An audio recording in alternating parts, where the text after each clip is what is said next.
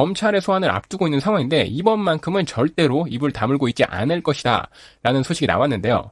아시는 분은 알겠지만 현재 조 씨를 향한 검찰의 칼날은 세 갈래입니다. 첫 번째는 조 장관의 아내인 정경심 사모펀드와 입시비리 의혹이고, 둘째는 청와대 민정수석실의 유재수 전 부산시 경제부시장 비리 감찰 무마 의혹, 그리고 세 번째는 청와대 민정수석실의 김기현 전 울산시장 하명 수사 의혹건인데요.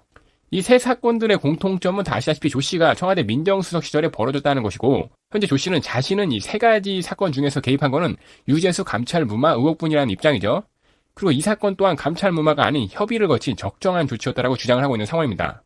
현재 조 씨는 자기 부인 관련 사건이나 그 김기현 울산시장 선거 개입에 대해서는 전혀 몰랐다거나 보고받지 않았다라고 지금 입장을 내세우고 있는 셈이고, 이 사건들에 대해서는 입을 꼭 다물고 있어가지고 검찰에서 진술하기보다는 법원에서 죄의 유무를 가리겠다는 전략을 선택하고 있지만, 지금 나오고 있는 보도에 따르면 유재수 건에 대해서는 조 씨가 침묵으로 일관을 하는 전략을 펼치지 않을 것으로 보입니다. 현재 조 씨 같은 경우에는 검찰이 빠르면 이번 주 중에 동부지검으로 피의자 신분으로 이제 소환을 할 것으로 보이고, 검찰하고 조 씨 변호인단은 현재 출석 날짜를 조율도 마친 것으로 전해지고 있는데요. 법조계에서는 다른 거는 몰라도 이 사건에 한해서는 조 씨가 검찰 조사에서 입을 열고 적극적으로 해명할 것으로 보고 있습니다. 그 이유는 조 씨 입장에서도 자신이 책임졌던 감찰건인 만큼 당시 상황을 적극적으로 해명을 해가지고 검찰 수사 방향을 바꿔놓을 필요가 있기 때문인데요.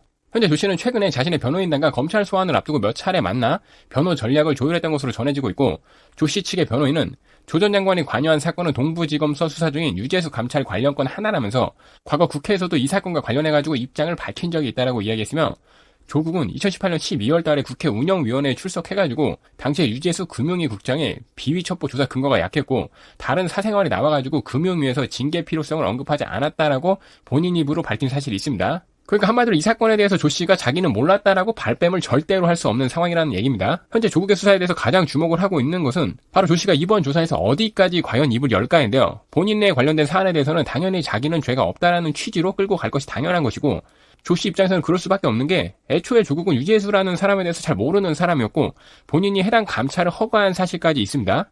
그리고 중간에 갑자기 유재수 감찰 무마를 지시한 이유가 분명히 있을 텐데, 이 부분에 대해서 검찰도 그렇고 국민들도 그렇고 조 씨에게 가장 궁금한 것은 누가 감찰 중단을 지시했는가일 테죠. 바로 조 씨가 제3의 임무를 거론할 것인가 아닌가, 이 부분에 대해서 많이 지금 관심이 모여져 있고, 조금 더 자세히 말하면 아마 윗선에 대해서 불 것인가 라는 게 가장 관심사겠죠.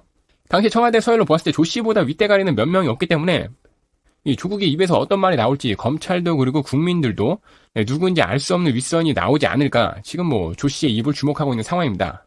해당 사건에서 현재 밝혀진 검찰이 확보한 증거 자료는 2017년도 하반기에 유재수가 감찰 대상이 됐을 당시에 친문 핵심 인사인 김경수 경남지사하고 윤건영 국정상황실장, 청경득 청와대 선임 행정관이 금융위 고위 인사 문제를 논의했던 텔레그램 단톡방 대화 파일이 있는데요. 검찰은 자신들이 확보한 그 단톡방 메시지에서 금융위 고위 인사 문제가 논의가 되었고, 단톡방의 멤버였던 청경득 선임관이 당시에 이인걸 청와대 특감 반장에게 PR을 구분해야 된다면서 감찰 무마를 청탁한 것으로 의심을 하고 있는 상황입니다. 현재 유재수 감찰 무마 사건에 대해서는 김경수, 윤건영, 청경득 모두 검찰 조사를 받은 상태이고, 이들은 감찰 무마 의혹에 대해서는 기억이 나지 않는다, 사실과 다르다면서 혐의를 모두 부인한 것으로 전해졌으며, 해당 사건 때 청와대 민정수석실에서 근무를 했었던 백원우하고 박형철, 이들은 해당 사건의 책임자로 조국을 지목을 했습니다. 한 발 빼면서. 이러한 정황들 때문에 전문가들은 해당 사건이 다른 사건들에 비해서 청와대가 상당히 곤혹스러울 것으로 보고 있는데요.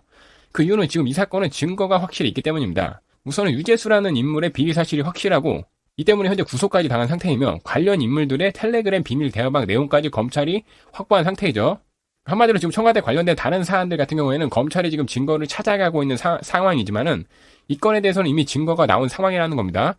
그리고 그 증거들은 조국이 민정수석을 하던 그 시절에 유재수가 누군지 몰라가지고 감찰을 지시하면서 확보된 증거들이고, 이거를 가지고 있는 검찰이 해당 증거를 바탕으로 수사를 조여가고 있는 그런 상황이죠. 지금 해당 사건은 거의 퍼즐이 맞춰졌다라고 평가를 하고 있으며, 마지막 퍼즐로 조국이 어떤 말을 하느냐, 이거에 따라서 그 남은 퍼즐이 맞춰지냐 안 맞춰지냐, 그 남은 상황만 지금 보고 있는 그런 상황입니다. 네, 아무튼 조국은 지금 해당 사안에 대해서 고민이 좀 심할 것 같아요. 여러 가지 의견을 살펴보더라도 지금 유재수 건에 대해서 조 씨가 법적인 책임의 주체가 될 수밖에 없는 상황이라는 게 공통적인 의견입니다. 네, 감찰을 시작을 하던 중간에 중단을 하던 무마를 하던 어쨌든 간에 그 권한은 조 씨가 가지고 있었던 것이고, 지금 박형철, 백원우, 조국 이 세 명이서 같이 논의해가지고 감찰을 중단했다느니 외부 압력이 있었다느니 말이 많지만, 어쨌든 감찰을 시작하고 끝을 결정할 수 있는 그런 권한을 가진 사람이 당시 민정수석이었고, 그 민정수석이었던 사람이 바로 조국이기 때문이죠. 이 때문에 법적 처리의 대상으로 조국이 지목이 되는 것은 피할 수가 없는 상황이고, 지금 상황에서 조국이 풀어야 되는 가장 큰 숙제는 바로 당시 시점에서, 지금 말고 당시 시점에서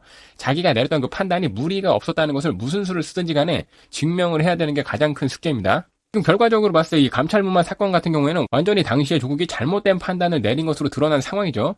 어쨌든 간에 유재수가 비위 공무원이었던 것은 사실이고, 그 후에 일어났던 그 이상한 정황들, 그리고 현재 어쨌든 구속까지 되어 있으니까 당시 아무런 이상이 없다라고 판단을 내린 것은 완전히 잘못된 판단이었죠. 그리고 검찰이 확보한 증거들, 그리고 본인이 민정수석 시절에 특감 반원들이 확보한 증거들로 보았을 때 이거는 감찰을 무마할 만한 대상이 아니라고 판단이 된다면은 검찰 입장에서는 뭔가 외압이 있었다라고 판단을 할 수밖에 없는 상황인 것이고, 그 상황이 와가지고 검찰이 추궁을 했을 때 조 씨는 과연 자기를 보호하기 위해서 입을 열지 아니면은 다 짊어지고 본인이 파묻힐지 한번 지켜봐야 될 것 같습니다. 개인적으로 볼 때 자기